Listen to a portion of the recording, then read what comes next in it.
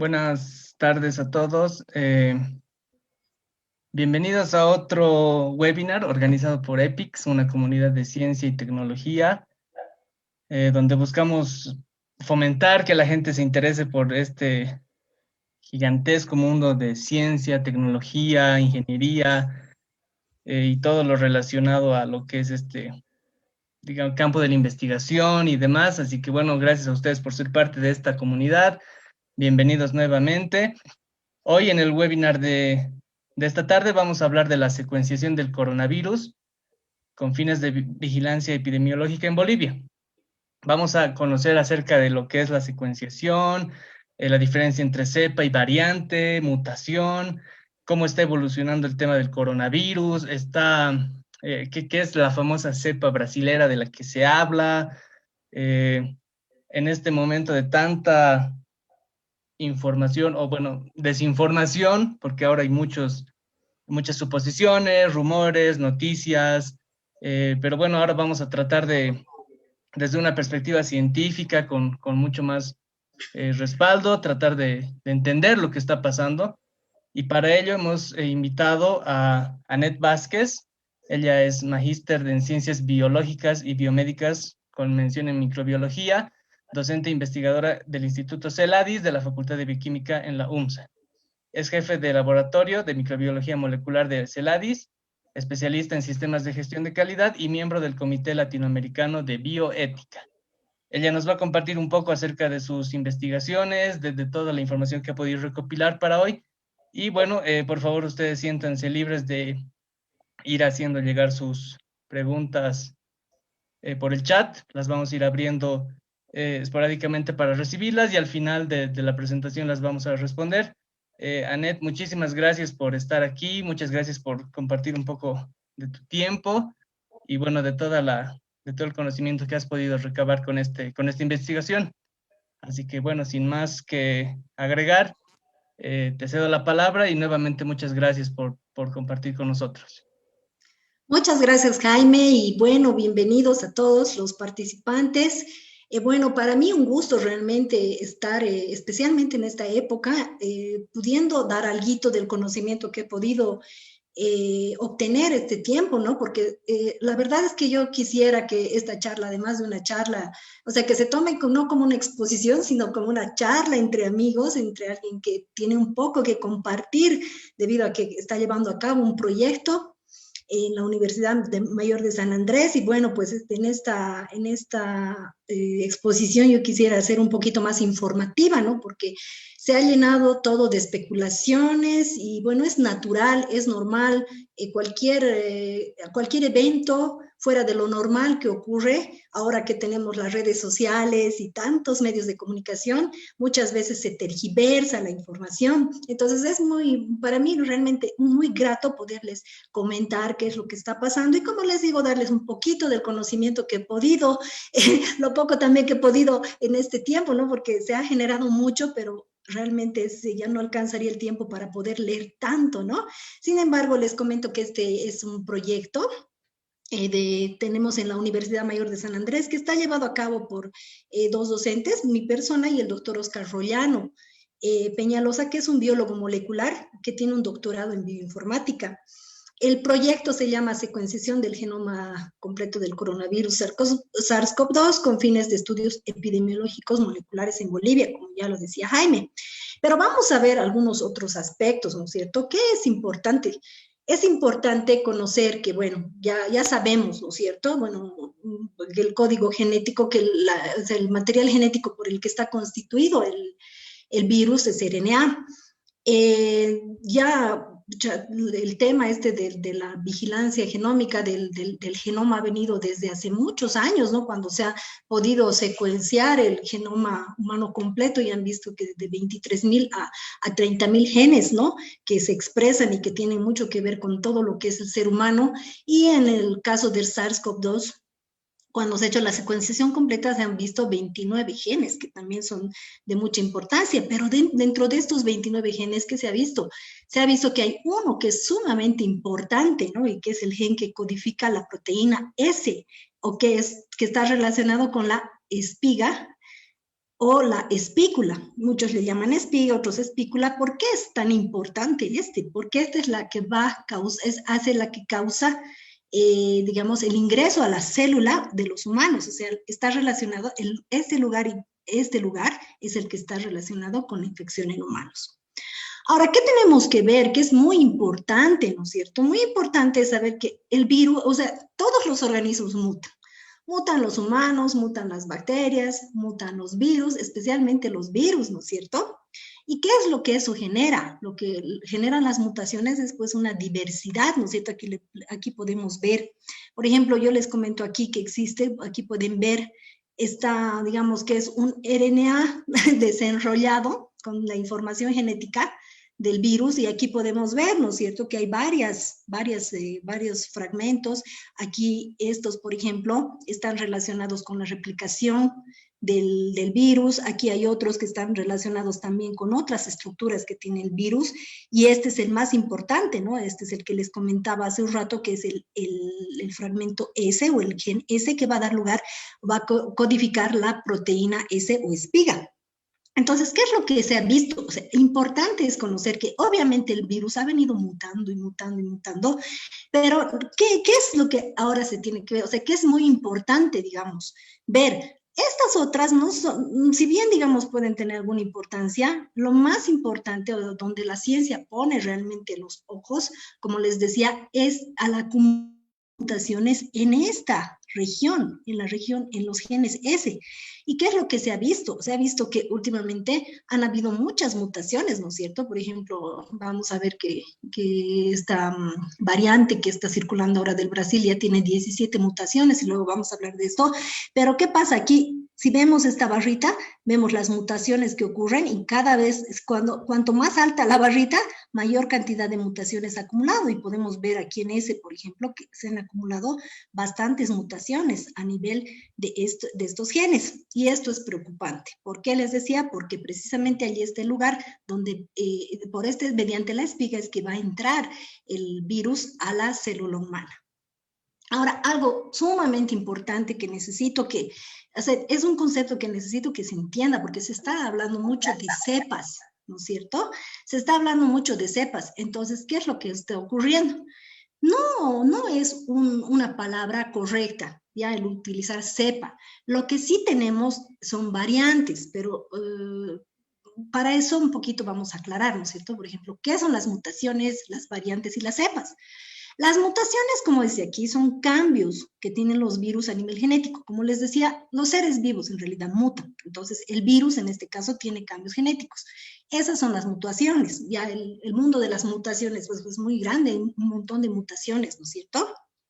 Entonces, estas mutaciones se dan conforme el virus pasa de una persona a otra, incluso ya se puede dar una mutación. ¿Ya? Entonces, las mutaciones ya conocemos ¿qué es una variante? O sea, el hecho de que se produzca una variante son distintas mutaciones que se agrupan en variantes, ramas o linajes. Entonces, podríamos hablar ahora de que existen más que nada variantes. O sea, cuando hablamos de una variante es que en un virus se han acumulado las mutaciones, ¿no es cierto? Se agrupan las mutaciones y dan lugar a las variantes, que también se llaman ramas, eso ya en un árbol filogenético, o los linajes. Ahora bien, de estas variantes, por ejemplo, tenemos, como les decía, una de las variantes más conocidas ha sido, pues, en principio, ahora ya no se está hablando mucho de esta, ¿no? Pero ha sido la del Reino Unido, ¿no? Que ha acumulado 23 mutaciones respecto al virus hallado en China, en el Wuhan, ¿no es cierto? Luego ha venido la de Sudáfrica, ¿no? En el que se ha encontrado también que ha sido otra variante importante. ¿Y qué es lo que ocurre? ¿Cuál es la diferencia en este caso con las cepas? O sea, como les digo, Reino Unido, Sudáfrica son variantes, y la P1 que está circulando ahora del Brasil es también otra variante, no es cepa. ¿Cuándo es una cepa? Una cepa se puede decir que es una cepa cuando han habido tantas mutaciones que provocan un cambio sustancial en el virus. ¿Y cuál es el cambio sustancial? Llamamos cambios sustanciales a los cambios biológicos, ¿no es cierto? Biológicos, entonces, ¿qué decimos? Decimos que es más virulento, decimos que realmente evade al sistema inmune, u otras características que hacen que ya no sea, qué sé yo, una variante simplemente, sino una cepa. Pero ¿qué es lo que ocurre? ¿No? Ocurre que ahora no es que existe ese tema. ¿Por qué? Porque hay tantos estudios, pero ninguno ha demostrado que realmente exista más letalidad. ¿Por qué? Porque hay tantos aspectos dentro de los pacientes, por ejemplo, que se están infectando. Muchos tienen enfermedad de base, muchos están con algún otro factor que está provocando que tal vez estos pacientes, incluso con secuelas de otras enfermedades, lleguen a morir, pero no se ha comprobado. Si bien se ha comprobado que es más transmisible, no se ha podido comprobar que sea más virulento o que esté evadiendo las vacunas. Bueno, pero eso lo dejaremos un poquito para el final, pero para mí es muy importante que conozcan que son variantes y no cepas. Aunque ya tanto se habla de cepas que a veces a mí más se me sale el término cepas o cepa, ¿ya? Pero son variantes, eso es muy importante que conozcamos.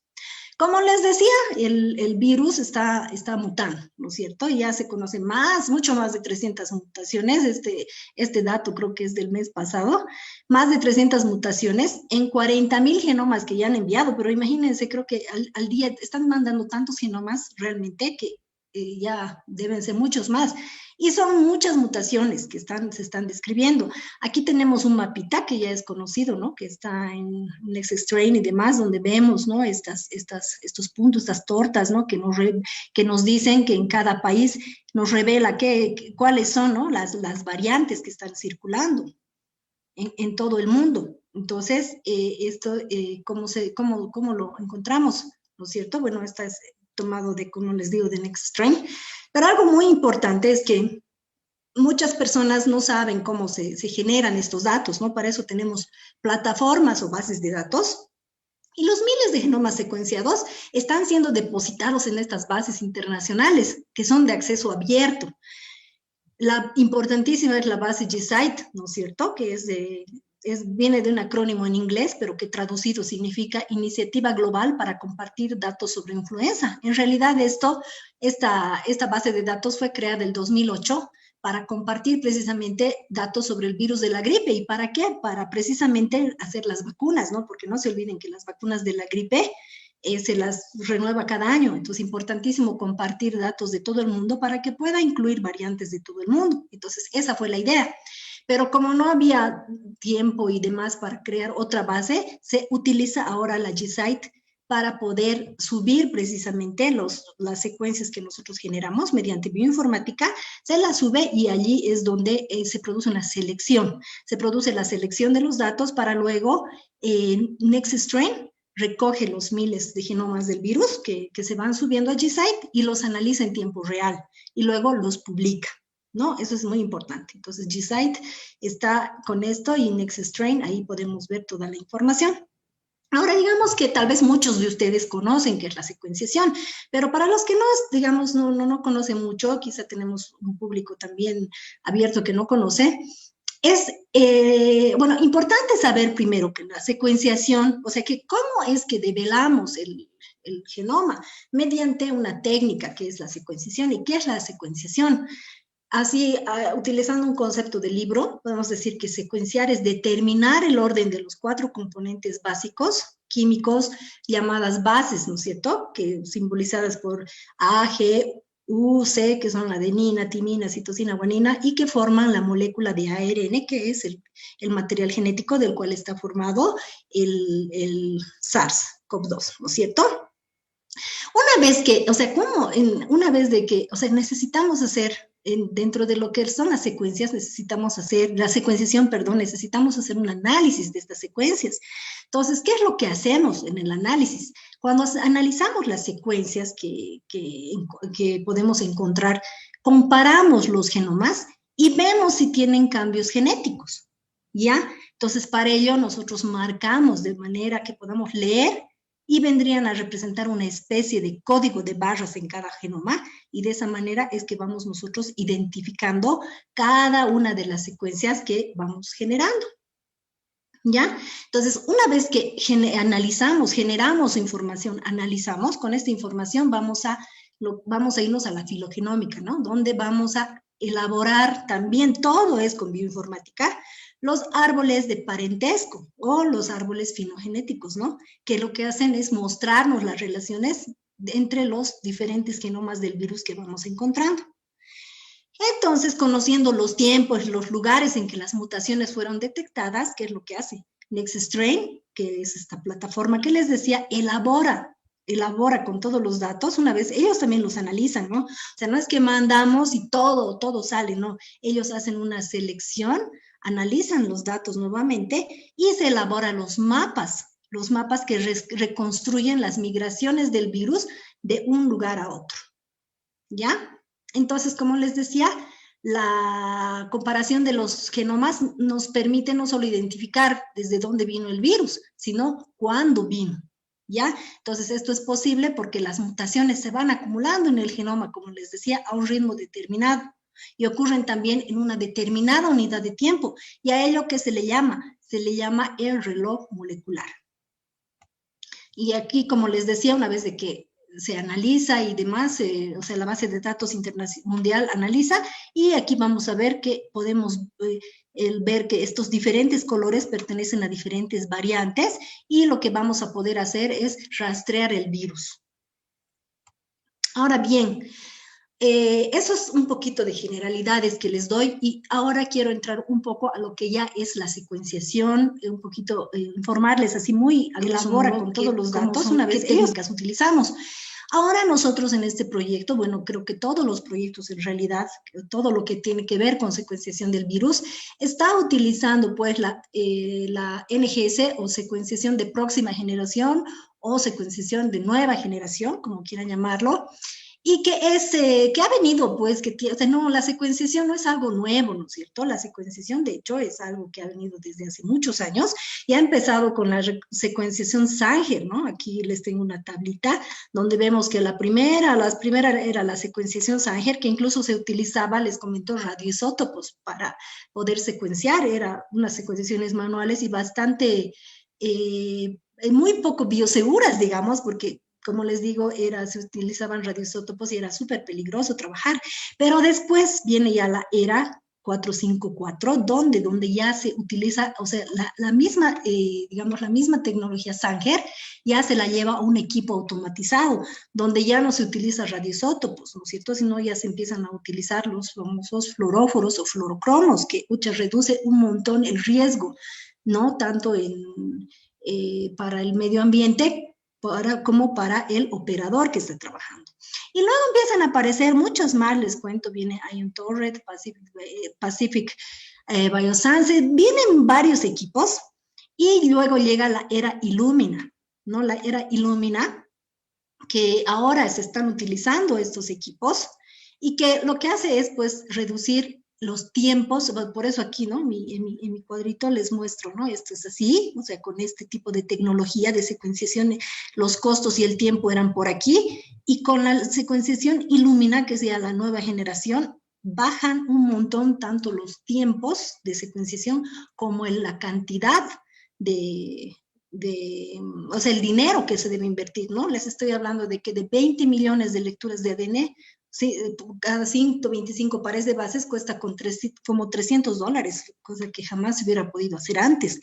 Entonces, esta tecnología Illumina es muy buena, sin embargo, tiene otra desventaja. La desventaja para países como nosotros, en vías de desarrollo, es que es sumamente caro, ¿no es cierto? Entonces, es tan caro que no podemos acceder.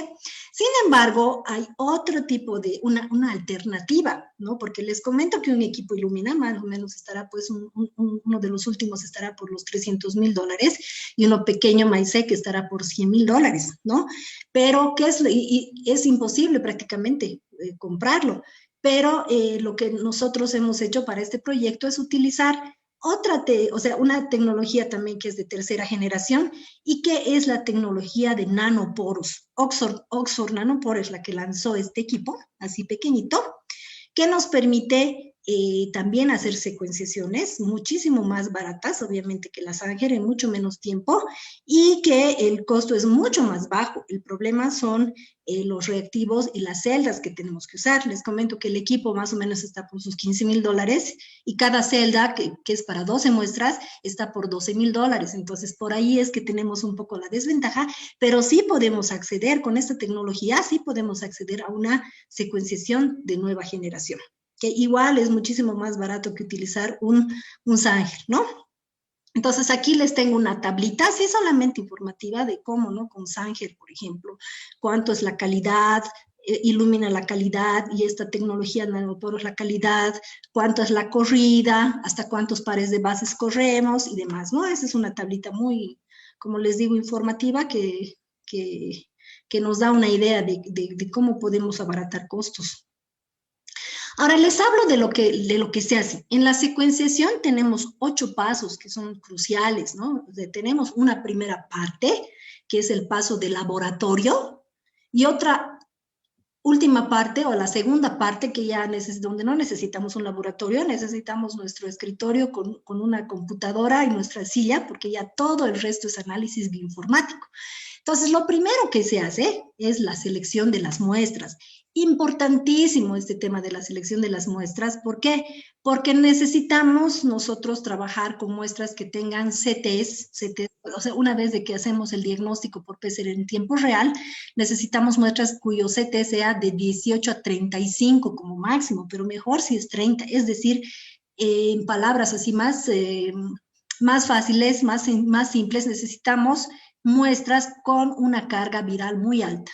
Una muestra con una carga viral baja no nos sirve. También nos analizan, no nos permite secuenciar, porque tenemos varios pasos previos a la secuenciación que hacen que vayamos perdiendo el RNA, por lo tanto no nos sirve una muestra con una carga viral baja. Entonces, cuando nosotros queremos secuenciar, digamos, si queremos llevar al exterior, o nosotros también solicitamos, ¿no?, que el CT no sea mayor a 30 y mejor si es menor a 25, importantísimo.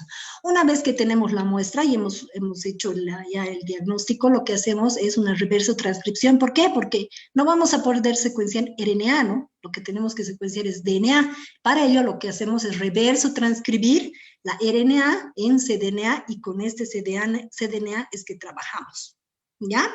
Luego vamos a trabajar con algunas diluciones, con algunos kits, porque para limpiar y también ver qué tipo de dilución es la correcta para poder ingresar al equipo.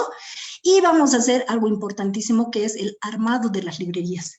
En el armado de las librerías hay 2 pasos importantes, que es la fragmentación del DNA, y lo que vamos a hacer es hacer una especie, vamos a colocar un código de barras a cada una de nuestras muestras. ¿Por qué? Porque cuando nosotros metamos las muestras a nuestro equipito, lo que hacemos es poner las 12 muestras en uno. Entonces nosotros necesitamos ponerle un código de barras a nuestros fragmentos. ¿Para qué? Para que el equipo después vaya seleccionando y nos diga a qué muestra pertenece cada fragmento.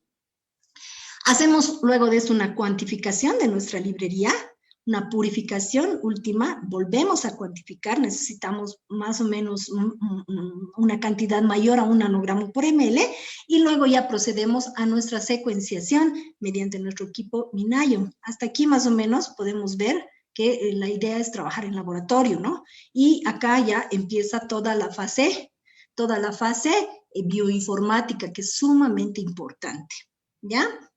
Entonces, bueno, aquí les presento unas diapositivas con lo que más o menos se hace, ¿no? Aquí tenemos la reverso transcripción, aquí tenemos el armado de librerías, ¿no? Aquí vamos a poner el código de barras a cada uno de nuestros fragmentos. Esta es la cajita, o sea, por ejemplo, el kit es específico para esta tecnología, o sea, el kit no es abierto, ¿no? El kit es específico para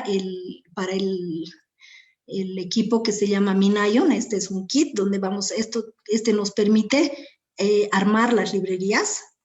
Luego lo que vamos a hacer es codificar, como les digo, ponemos el código de barras a cada uno, que es otro kit, y lo que vamos a hacer luego es colocar aquí este equipo pequeñito, vamos a colocar la muestra. El equipo es más pequeño que un celular de los que utilizamos ahora, y aquí podemos ver que esto es un poro, ¿no? Esta imagen aquí es un poro de nuestro equipo, Minayo. ¿Por qué? Porque por eso se llama la tecnología nanopor, ¿no? Nanoporos. ¿Por qué? Porque lo que vamos a hacer es que vamos a introducir nuestras secuencias, nuestro DNA ya con las librerías ya ¿cómo se dice? Ya con sus códigos de barras y demás, y lo que va a hacer es ingresar la muestra por estos poros, y los poros van a ir reconociendo nuestros ADN, adenina, timina, nuestras bases púricas y pirimídicas, y va a producir señales eléctricas por cada una de las bases, y es que así se va a ir formando nuestra cadena, ¿ya? Entonces, en eso consiste la tecnología de nanoporos, ¿no? Luego, les muestro aquí una imagen, por ejemplo, esta es de una de las corridas que hemos hecho. Aquí tenemos, por ejemplo, van a ver 12 muestras, ¿no es cierto? Aquí hemos incluido en uno solo 12 muestras al equipo, y lo que cada uno de estos es el código de barras que les hemos puesto, ¿se acuerdan? Les decía que armamos la librería y le ponemos un código de barras, ¿para qué? Para que, como estamos metiendo las 12 muestras en uno, el equipo necesita, o sea, los paquetes necesitan, digamos, reconocer. Entonces, cuando tenemos, este es un diagrama ideal. ¿Por qué? Porque las 12 muestras han sido codificadas correctamente, ¿ya? Esto ya sale en la computadora. Esta ya es la parte bioinformática. Ya hace rato les mostraba un poquito la parte de laboratorio. Esta es la parte bioinformática.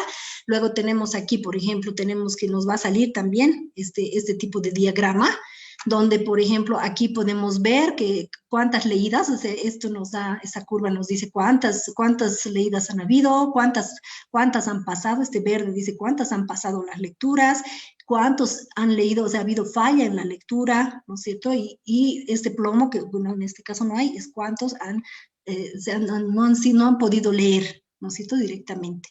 Entonces acá, por ejemplo, se ha secuenciado por 21 horas y hemos ido revisando a las 12 horas, a las 6 horas, a las 2 horas, y se ha obtenido más de 4 millones de secuencias las primeras 12 horas, ¿ya? Y si quieren saber un poco más acerca de la secuenciación de nueva generación, entonces podemos ver aquí, les doy este artículo que es de referencia, digamos, ¿no es cierto?, para que puedan revisar. Aquí les presento un video de cómo, espero que salga el video porque he estado teniendo, aquí está, ¿no? Aquí, miren el equipo, este es el equipo que va conectado a una computadora, ¿no? Aquí está el equipo pequeño y aquí así. Cada uno de estos es un nanoporo, nos va generando las imágenes, aquí tenemos los códigos de barras que les mostraba y luego así va generándose la información, ¿ya? Entonces, ¿qué es lo que hacemos una vez de que hemos generado ya toda esta información anterior que les mostraba? Es más o menos el control de calidad que se realiza a nuestras librerías y a todo lo que hemos trabajado. Una vez que pasa el control de calidad, lo que hacemos es alinear nuestras secuencias, ¿no es cierto? En este caso, por ejemplo, aquí tenemos la secuencia, obviamente alineamos a la secuencia original, que es la de Wuhan, y ahí lo que vemos es cuánto hay de homología y demás entre las bases y las secuencias que nosotros hemos obtenido. Ahora bien, esa es la parte técnica que les muestro, así se realiza, ¿no es cierto? Ahora hay un sinfín, un sinfín también de detalles que tenemos que trabajar. Ahora entremos un poquito ya para irnos a la parte, digamos, más ya informativa de lo que está ocurriendo. Les comento que cuando se han empezado a secuenciar las primeras cepas de Bolivia, les comento que el año pasado ya el CENETROP mandó a secuenciar las cepas, no las cepas, bueno, como les digo, me confundo, las muestras de las primeras, las muestras, digamos, cero, de las primeras que llegaron de los pacientes con coronavirus, que si mal no recuerdo, era una paciente que llegó de Italia, ¿no es cierto? Llegó a Santa Cruz y en CENETROP, como centro de referencia, envió estas muestras cero y algunas otras más de interés clínico, las mandó a secuenciar al Brasil. Ya estos son los datos del Brasil, de NextStrain. ¿Y qué es lo que se encontró? Lo que se encontró fue que las variantes que circulaban en Bolivia eran la variante del clado 20A y 20B. ¿Ya? Entonces, estas fueron ya realizadas en el Brasil por un grupo de la doctora Paola Resende. Entonces, esto ya está en NextStrain. Entonces, desde el año pasado es que ya se generaron estos datos. Nosotros este año hemos comenzado este proyecto y bueno, nos ha tomado bastante tiempo. El año pasado empezó el proyecto en septiembre, pero nos ha tomado bastante tiempo estandarizar, porque no se olviden que ya con SARS-CoV-2 no habíamos trabajado antes, entonces un buen tiempito nos ha tomado estandarizar y hemos podido hacer, ¿no? O sea, esto les comento que es el análisis bioinformático de cada una de las muestras. Comentarles que hemos trabajado con 4 muestras de La Paz, cada celda, porque lo que tenemos, en este equipo se ponen unas celdas donde vamos a inyectar la muestra. Cada celda puede leer 12 muestras. Entonces, hemos trabajado con 4 muestras de La Paz, hemos trabajado con 4 muestras de Sucre y con 4 muestras de Potosí. Estas que les comentaba del Brasil han sido, como les digo, las muestras 0 del 2020 de la primera ola. Nosotros ahora hemos trabajado con muestras de enero y febrero ya de la segunda ola. Entonces, hemos tomado estas 12 muestras. Aquí les muestro, ya está más grande el análisis que se hace, ¿no es cierto? Aquí nos dice por cada una de nuestras muestras nos hace todo el control de calidad y nos va diciendo qué es lo que se ha encontrado, o sea, el clado y cuántas mutaciones tiene acumuladas, ¿no? Esos ya son programas bioinformáticos que nos dan esta información y qué es lo que hemos visto. Lo que se ha podido ver es que hemos encontrado que las variantes que estaban circulando en la primera ola, supuestamente de la muestra original, fueron la 20A y 20B. ¿Qué es lo que hemos encontrado nosotros ahora en estos 3 departamentos? Hemos encontrado nuevamente la 20B, hemos encontrado una variante 20E, una variante 20G, una variante 20A nuevamente se repite, ¿no es cierto? Entonces son 4 variantes distintas. Hemos encontrado la variante 20A, la variante 20B, la variante 20G y la variante 20E. Como pueden ver, en la ciudad de La Paz hemos encontrado solo 2 variantes, ¿no? Que circulan la 20B, o sea, la 20B y la 20E.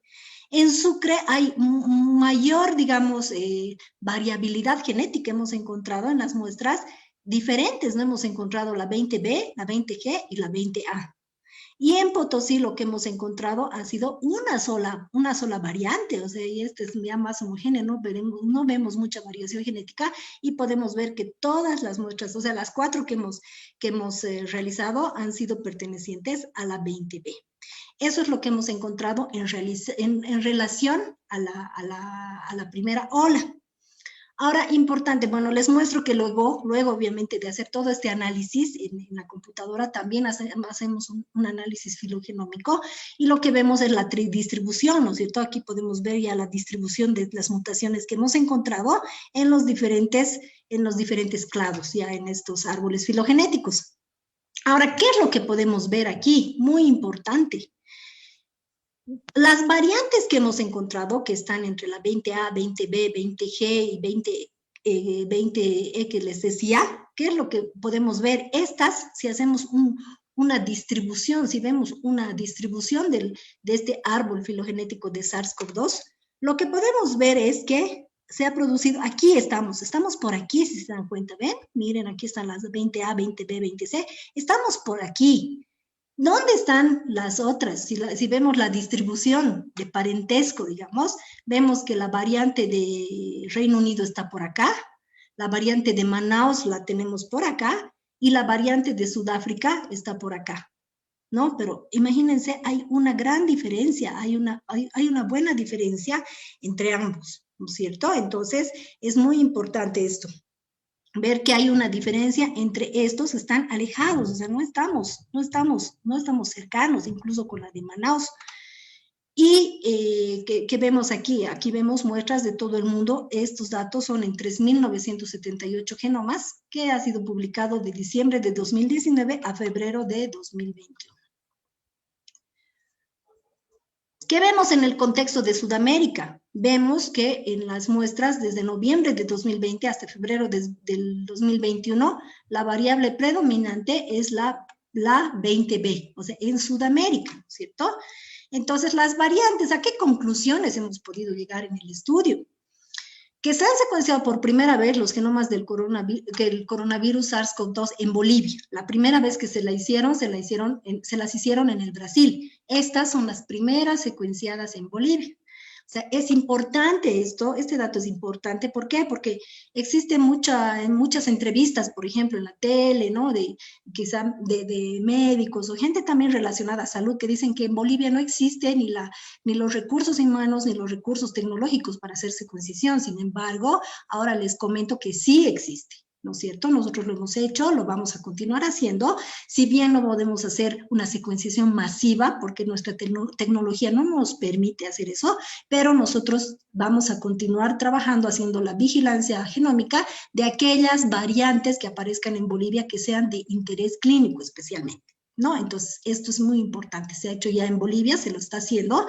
Se han secuenciado 12 muestras, 4 muestras de La Paz, 4 de Potosí, 4 de Sucre, y se han encontrado 4 variantes en esas 12 muestras. Como les decía, las variantes 20A, 20B, que ya se les había reportado el año pasado en la primera ola, y en la segunda ola la 20G y la 20E, y también la 20A y 20B nuevamente, mostrando que no ha habido mucha variación, digamos, que son las que circulan en Bolivia, estas de forma preliminar.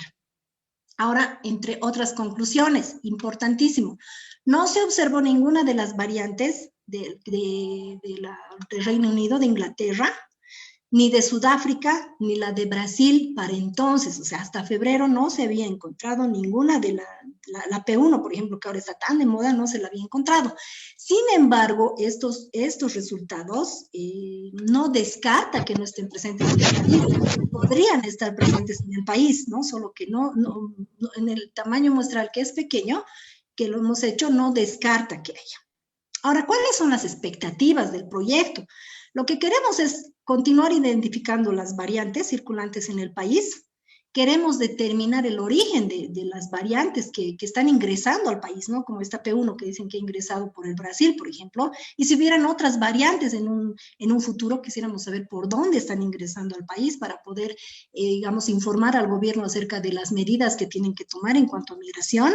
Luego está la identificación de mutaciones y posibles variantes más agresivas. Queremos ver si tal vez tenemos variantes nativas que pudieran ser más agresivas y que nos pudieran dar datos especialmente para ver la compatibilidad con las vacunas, ¿no es cierto? Por otro lado, necesitamos hacer una vigilancia genómica, que lo que nos dice es que la evolución, que nos muestra la evolución del virus en tiempo real.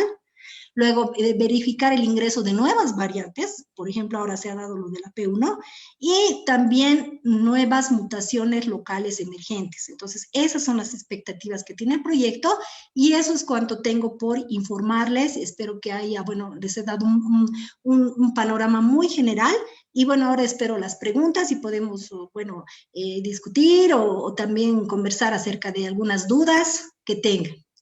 Eso es todo. Gracias.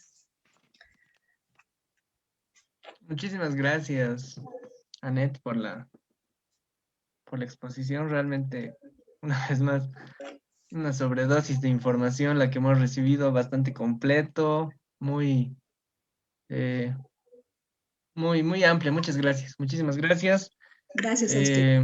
Bueno, no sé si, bueno, recordarles a todos que pueden hacer llegar sus preguntas a través del chat. Mientras tanto, bueno, yo tenía una consulta, ¿no? En este análisis que han hecho. ¿Han podido ustedes determinar el tiempo en el que una variante podría expandirse por el país en caso de que ingresara, digamos, la P1? Ya, te cuento que por lo que hemos visto, bueno, no hemos hecho así un análisis, digamos, muy específico, ¿no? Pero, por ejemplo, a priori, ¿no? Un poquito, digamos, separándonos de esta variante P1, has visto que, por ejemplo, no ha habido mucha variación. Hemos visto que de la primera ola, como te digo, estas primeras que han mandado a secuenciar al Brasil, son en los clados 20A, 20B. Y vemos que en la segunda ola, ya por febrero, seguía 20A, 20B, solo que han habido otras variantes más, pero que siguen dentro del clado de 20, digamos 20A, 20B, y no se ha separado mucho. Estamos hablando más o menos de un año, o sea, porque estas de que han mandado al Brasil las han mandado en febrero del 2020. ¿Ya? Entonces, imagínate, en un año no ha habido mucha variación. ¿no? Ahora, ¿qué es lo que ocurre? Estas variantes de las que te hablo, que son de los grados de 20, 20A, 20B, son por ejemplo, algunas que estaban, como te digo, son predominantes en Sudamérica. Muchas han llegado de Estados Unidos. Estas variantes se han encontrado también en Australia, incluso se han encontrado en Europa, o sea, sin querer decir que es la de Reino Unido, no es la variante de Reino Unido, pero se las han encontrado en Europa e incluso en Asia. Entonces, vemos que no, pareciera que no existiera muchísima variación, ¿no? Pero hay algo muy importante, ¿no es cierto? Lo importante es que no te olvides que en la primera ola hemos estado en una cuarentena rígida. Entonces, ¿qué es lo que ha hecho eso? Que no exista, que se cierren las fronteras, que no existan salidas, que no exista migración. Pero ¿qué es lo que ha pasado? Ahora, con esta variante P1, ¿qué es lo que ocurre? No estamos ya en cuarentena rígida. O sea, ¿qué es lo que ha pasado? Eso es lo que ha ocurrido, que mucha gente ha llegado de Brasil, mucha gente se ha ido al Brasil y hay pues bastante intercambio en cuanto a migración, digamos, ¿no es cierto? Incluso intercambio comercial con Brasil. Eso eso ha hecho que la variante entre con mucho más facilidad, ¿no es cierto? Porque esa variante ha sido generada en el Brasil, no ha sido generada aquí, pero de que ahora lo que estamos apuntando estamos ya recibiendo en estas semanas las muestras de interés, como te digo, de las fronteras, y luego vamos a ver en el tiempo cómo se comporta ya esta otra variante, porque de que tiene implicaciones clínicas, ¿no? Lo que tenemos que ver un poquito es el tema de la filogenómica, cómo es la evolución, ¿no es cierto? Y eso nos va a ayudar a trabajar también. Necesitamos epidemiólogos, por ejemplo, para ese caso, ¿no? Que nos ayuden a utilizar herramientas de bioestadística incluso para ver si es significativo o no los datos, si son significativos o no los datos que vamos a generar nosotros, pero que ya son genéticos, ¿no? Eso te comento, Jaime. Gracias, muchísimas gracias. Y en lo que pasábamos a responder esta pregunta, hemos recibido algunas cuantas más. Eh, Aquí tenemos una. ¿Las vacunas están diseñadas para las distintas variantes? Pregunta Marisol. ¿Cómo es este tema de las vacunas y su relación con las variantes? Ya, en realidad a lo que las vacunas han apuntado es a lo que les decía, a la proteína S, a la espícula, ¿no es cierto? Entonces, lo que se ha visto con las variantes, o sea, ¿qué es lo más importante? ¿Por qué la variante de Reino Unido, la variante de Sudáfrica y esta P1 son de importancia y no otras? No sé, tantas mutaciones que les he comentado. ¿Por qué estas? Porque realmente se ha visto que estas variantes o sea, ¿por qué se han dado estas variantes? Por una acumulación muy grande en mutaciones a nivel de la espícula. Entonces, esas son las que están viendo. Entonces, o sea, las personas que diseñan vacunas van, pues, o sea, no van, o sea, saben, o sea, los criterios que ellos manejan es ese, ¿no? Ellos saben que puede haber mutaciones y que a corto o a mediano plazo se pueden generar variantes, y no solo mutaciones, sino variantes. Entonces, ¿qué es lo que ocurre? Que las vacunas o sea, están a base de anticuerpos monoclonales, ¿no es cierto? Entonces, o sea, perdón, policlonales, no es monoclonal.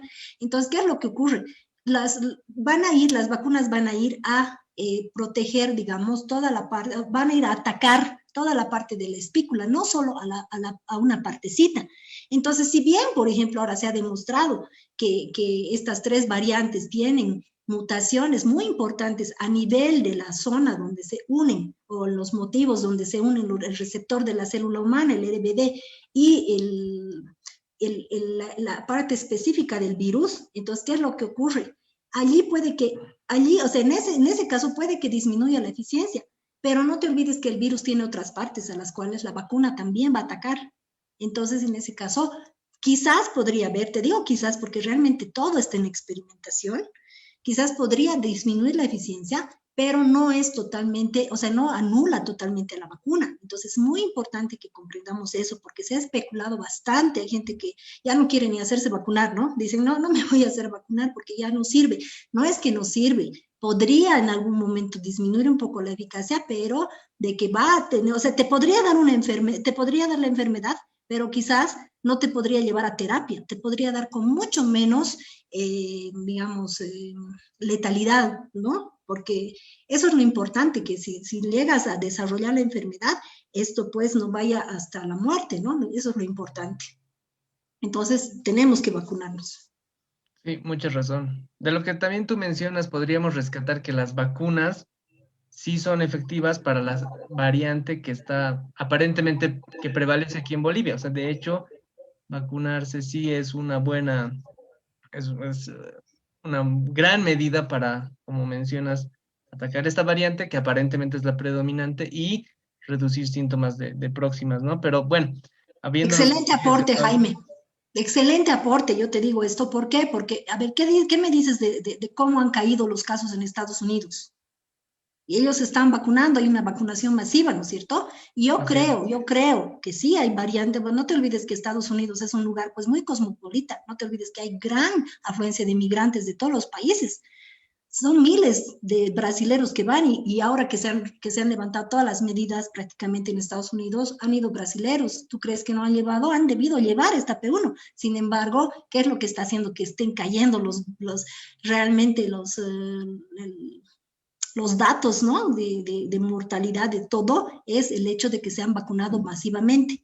Entonces no debemos temer ahora, ¿no? Más bien es el momento en el de hacernos vacunar para que si entrara alguna variante o por último algún momento una cepa, entonces estemos listos, ¿no?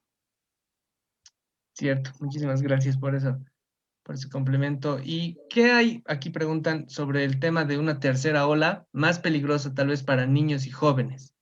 Hay gente que ha mencionado que esta tercera ola ya implica mayor riesgo para ellos, pero los estudios que ustedes han hecho dan algún indicio de ello. No, bueno, me decías eso de las vacunas, por lo menos en lo que nosotros, en las variantes que hemos encontrado, como te digo, estaban muy separadas, por eso les presenté el árbol filogenético, estamos alejadísimos, ¿no? O sea, alejados, digamos, de lo que son estas variantes que están produciendo problemas, ¿no es cierto?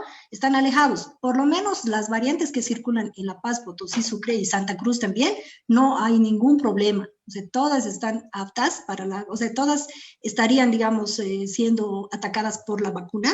Y lo mismo en el caso de una tercera ola. Ahora, la tercera ola ni siquiera se ha dado, ¿no? Dicen que viene, pero está relacionada supuestamente con esta variante P1 precisamente, ¿no? ¿Por qué? Porque está demostrado que es más transmisible, pero no tiene mayor letalidad. Ahora, ¿qué es lo que pasa? Es como te digo, todo está, pues, sabes que todo es epidemiología clásica también, ¿no es cierto? Lo que dicen los epidemiólogos, por lo menos en algunos artículos, es que se está dando, ¿por qué? Porque ¿dónde se está produciendo? La tercera ola se está dando porque también muchos jóvenes han estado, pues, encerrados, aislados, ¿no es cierto?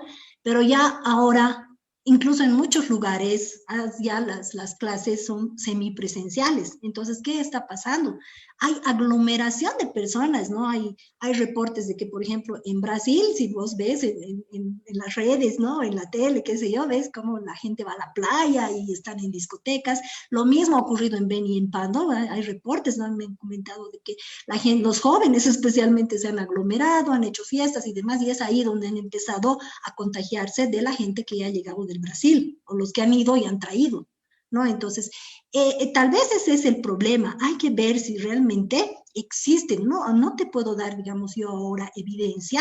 Tal vez en un futuro te puedo dar alguna evidencia, porque como te digo, recién vamos a empezar a trabajar con las muestras que están llegando de las fronteras, pero por el momento no hay ninguna evidencia científica que te pueda decir que realmente por eso, o sea, que es por esta variante que se está produciendo la tercera ola y más en jóvenes y en niños, digamos. ¿De qué es más transmisible? Es más transmisible. ¿De qué es letal? No hay evidencia, pero de que la tercera ola afecte más a jóvenes, hay que ver eso entre comillas, ¿no? Puede ser debido a la variante, que no creo, porque no hay evidencia clínica, o puede ser debido a las aglomeraciones de gente joven, precisamente, que es la que no se ha contagiado, pues en la primera ni en la segunda ola, entonces está contagiando en la tercera. Muy cierto. Muchísimas gracias. Ojalá hicieran una vacuna contra la imprudencia, pero Ay, sí, ojalá. tenemos algunas preguntas también de Facebook y es, ¿qué variación genética hace tan agresiva a esta variante brasilera? ¿Por qué sus síntomas son más rápidos en aparecer? Pregunta nuestro usuario de Facebook. Ya, precisamente lo que les comentaba hace un momento es lo siguiente, ¿no? De que, por ejemplo, en esta P1 han habido varias mutaciones, ¿no? De interés, por ejemplo, aquí muestro estoy viendo un poco de mis, eh, de mis anotaciones. Hay como 4 importantes, pero ¿cuál es la importante dentro? O sea, hay varias mutaciones, se han visto 17 mutaciones en esta P1. De esas 17 son realmente de interés 4. ¿Por qué? Porque las 4 mutaciones se están dando a nivel de la espícula, que es la que entra a la célula, ¿no es cierto? Pero dentro de estas 4 hay una que es muy importante y que es la E484K, ¿ya? Es una mutación en la que el ácido glutámico ha sido reemplazado por la lisina. ¿Ya? Entonces, ¿qué es lo que ha ocurrido? Está directamente relacionado con el ECA2, que es el lugar donde que la célula, es como el receptor de la célula humana, que permite, o digamos, que permite que la espícula penetre. Entonces, ¿qué ha ocurrido ahí? Como ha ocurrido una mutación a ese nivel, al parecer la célula, o sea, han hecho estudios experimentales, ¿no es cierto? Con controles, digamos, y casos control y también casos negativos en los que han visto que esta mutación E484A penetra más fácilmente en la célula. ¿Ya? Entonces, eso es lo que hace, ¿qué es lo que hace eso? Que como tienen ya este tipo de mutación, las P1, entra mucho más fácilmente en la célula humana. Pero, ¿qué nos ha llamado? O sea, ese sería el mecanismo, ¿no es cierto? O sea, la idea es que esta mutación hace que el virus penetre más fácilmente a la célula humana, por lo tanto, es mucho más fácil, es mucho más transmisible, ¿no es cierto? Ya no tarda más, digamos que si antes en un minuto entraba, ahora entra en segundos y una cantidad mayor de virus. Pero, ¿qué es lo que nos ha llamado la atención, Jaime? Nosotros, como te decía, necesitamos una cantidad, o sea, necesitamos muestras con una cantidad bastante elevada de virus para poder secuenciar, ¿ya? Pero las que nos han estado intentando mandar de las fronteras de Pando, de Beni y de esos lugares, nos dicen que no tienen muestras con semejante carga viral, ¿te imaginas? O sea, dice que las muestras que están llegando a los centros que es para diagnóstico están con una carga viral muy baja y por eso no están pudiendo enviar. Entonces, pero sí o sea, es medio incongruente, ¿no? Si supuestamente este virus dicen que sería 70 veces más transmisible y como el virus, o sea, ¿qué quiere decir más transmisible? Que el virus entra más fácilmente a la célula. Entonces, la cantidad de virus que entran a la célula, al entrar fácilmente, tendría que haber mayor carga viral, ¿no es cierto? Sin embargo, están encontrando todas las muestras, de 100 muestras que han hecho, qué sé yo, toda la anterior semana, o sea, en 2, 3 días han hecho 100 muestras, todas están con una carga viral demasiado baja y por eso es que no están pudiendo enviar. Entonces, por eso estamos pensando que de repente no se trata pues de la P1, ¿no? Que, o sea, digamos, o sea, estamos viendo, entonces, no, o sea, por lo menos, si la carga viral es tan baja que no se espera en estas P1, entonces quiere decir que no es la P1, digamos, a priori, ¿no? Digamos, sin evidencia científica de secuenciación. Pero ese es el mecanismo para responder a esa pregunta. Muchísimas gracias. Bueno, tampoco queremos abusar de su tiempo. Muchas gracias. Algunas preguntas también iban referidas a las vacunas y creo que se han contestado bastante bien. Quería antes agradecerle por compartir su tiempo nuevamente, el conocimiento. Gracias también a Ángela por el soporte técnico. Está ahí sin que nadie vea, pero logra que todo esto suceda. Gracias a todos por su asistencia. Les recordamos que este y los anteriores webinars van a estar en el canal de YouTube. Les vamos a pasar el link también. Y bueno, no sé si doctora quiere agregar algo, dónde podemos seguir su trabajo o no sé, algo que quiera compartir con nosotros sobre proyectos actuales o futuros. Claro que sí. Ahora estamos ya redactando el artículo de estas primeras variantes con mucho más detalle y bueno, ya les voy a compartir, quizá cuando podamos ya publicar el artículo, ya les voy a avisar, pero me encantaría, por ejemplo, que podamos dar otro webinar tal vez de aquí a 1 o 2 meses, o yo cuando ya tengamos secuenciadas las muestras que van a llegar del BN, incluso de Santa Cruz, está llegando una muy interesante de una paciente que ya tuvo COVID, que se vacunó y ahora nuevamente está con COVID, pero ya vacunada y con un antecedente de que ya le dio esa muestra también nos va a llegar. Entonces vamos a tener muestras muy interesantes durante todo este tiempo y estamos enfocándonos, como les digo, en estas muestritas de P1 que supuestamente ya están en el país. Y me encantaría darles un webinar de los resultados que hemos encontrado en esta segunda fase de la secuenciación que vamos a hacer. Ya importante para todos comentarles que tenemos ahora la tecnología en Bolivia, o sea, es sumamente importante, ¿no? Que conozcan que sí hay la capacidad humana, la capacidad tecnológica para realizar este tipo de estudios. E invitar a todos los que quieran unirse al proyecto, ¿no? Para que podamos trabajar. Sí, claro que sí. Gracias. Seguro que a través de nosotros podríamos hacer el intercambio de información, así que vamos a estar atentos a la publicación. En 2 meses vamos a organizar un nuevo evento para ver los avances de la investigación y vamos a coordinar también cómo poder invitar a la gente que nos está viendo para que participe de esta investigación, porque finalmente la tecnología es fundamental, pero como bien menciona, el tema es la gente, ¿no? Las personas son quienes hacen que las cosas sucedan y tal vez alguna de las personas que nos está viendo puede ser la próxima persona que como usted esté en la línea de investigación que permita tener esta información. Así que, bueno, muchísimas gracias, la invitación está hecha y sin más que agregar, les recuerdo que sus certificados van a llegar en el transcurso de la siguiente semana. Nuevamente, gracias, Anet, por el tiempo y con eso habríamos concluido. Muchísimas gracias y nos vemos en un próximo evento. Sí, chao, que les vaya muy bien. Un saludo. Gracias.